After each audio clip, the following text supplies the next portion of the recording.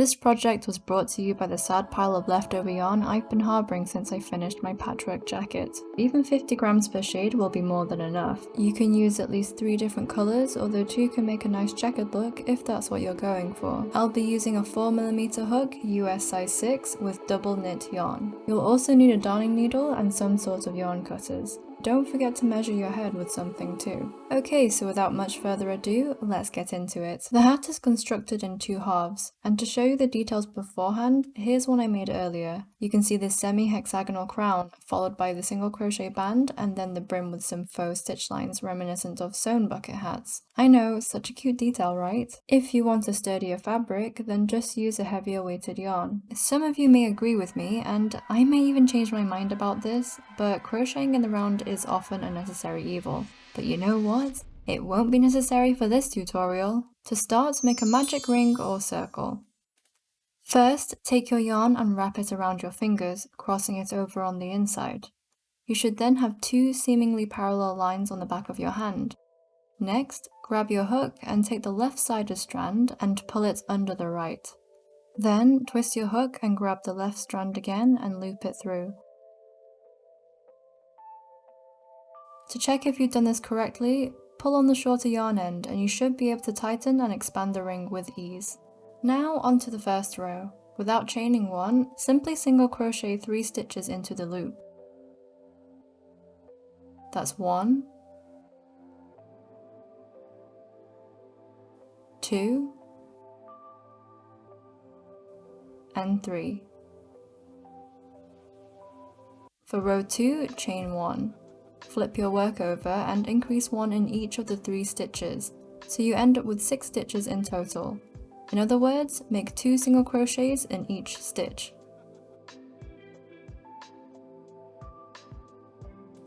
Then pull the short end of the yarn to close the magic ring, leaving you with the beginnings of a semicircle or hexagon.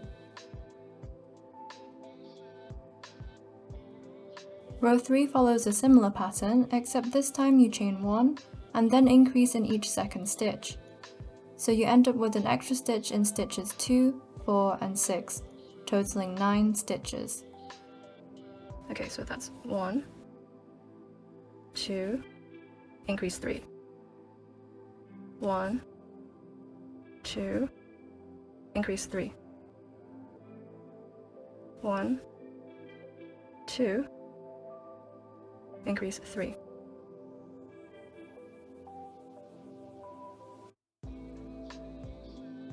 Onto row 4, chain 1 and increase 1 in every 3rd stitch. You may have already noticed that the number of stitches you end up with is 3 times the number of the row itself. So as this is row number 4, you should have 12 stitches in total. 3, increase for 4. We have 1, 2, 3, 4. 1, 2, 3, 4. 1, 2, 3, 4. Let's go through the next row as well. This is row 5. 5 times 3 is 15. That means that there is 1 increase in every 4th stitch. Essentially, you're adding an increase in equally spaced thirds throughout the semi-hexagon. 3, 4, and then increase as well in the 4th stitch. So we have 1, 2, 3, 4, 5. For row 6, that's right, you guessed it. 1 increase in every 5th stitch, adding up to 18 stitches overall. 2, 3, 4, 5, increase in the same stitch, 6. 1, 2, 3, 4, 5, increase in the same stitch, 6. So again, 1, 2, 3, 4, 5, increase in the same stitch, 6. So now we have 18 stitches in total. Now you would continue this pattern until the outer edge of the semi-hexagon is approximately half the measurement of your crown circumference. Obviously, you can crochet a more rounded semicircle instead, but I chose a hexagon because, well, first and foremost, I like the look, and second, it's easier to get a straight line for the center of the hat. If possible, just try to make your final row divisible by 3. I'll explain why later on. I'm now on the final row of the semi-hexagon for the crown of the hat. I'm going to finish the last stitches and show you how I changed the yarn colour.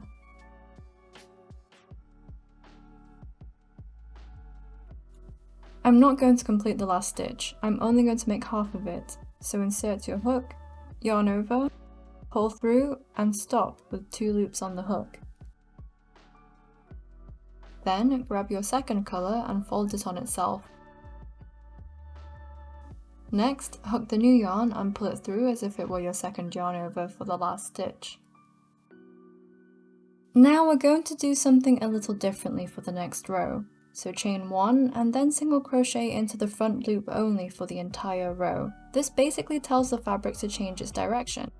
This can be a bit fiddly, but take your time and try not to miss or grab too many strands.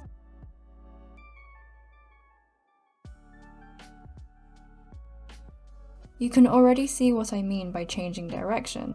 The stitches are now pointing perpendicularly from the previous row. Oh, and don't forget to cut your previous colour. I like to leave quite a bit of yarn left so that I can use it to stitch everything together at the end.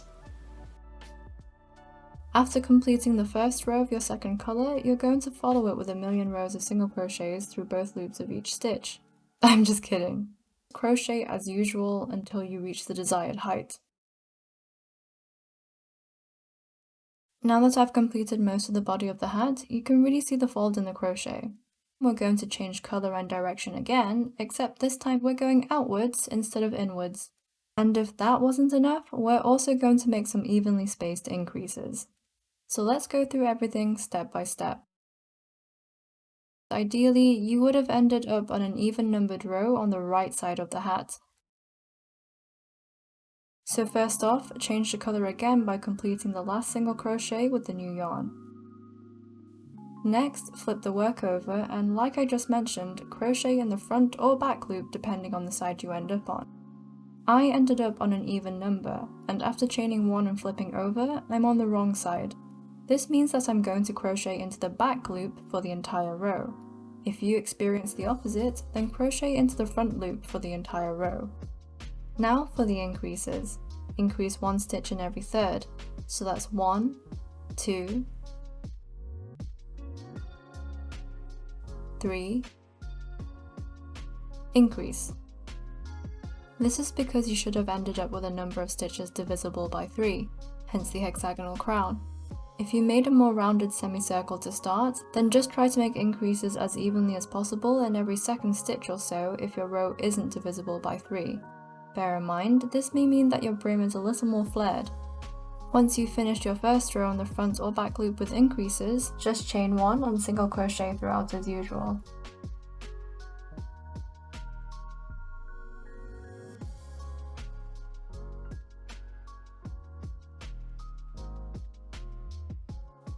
Next up, it's time to crochet in 1 loop again, and this time it will be opposite to the one you crocheted into on the first row.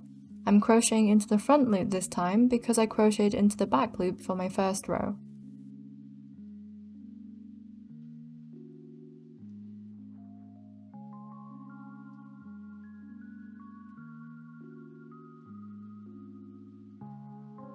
For row 4, you're just going to repeat row 2 with single crochets.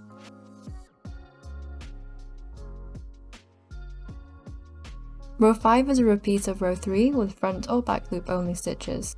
Then just repeat rows 2 and 3 until the end.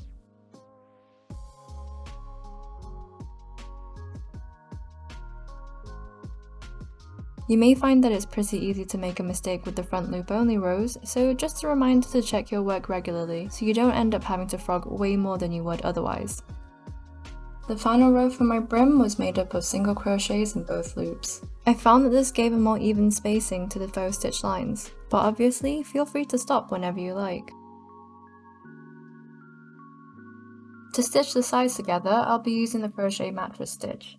If you're a knitter, you may already be familiar with what I'm talking about, and the stitch is pretty much the same in both knit and crochet. All you have to do is put your needle in and up through the horizontal stitch bars on each side in an alternating fashion, just like a zigzag. I have a second channel for the technical bits, so if that sounds like something that would be helpful to you, make sure to check it out.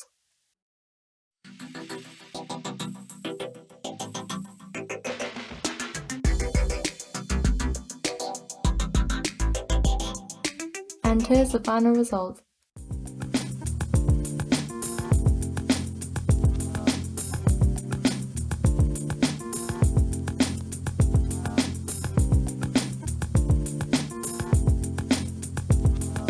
Wondering how I made this jacket? Head over here to find out.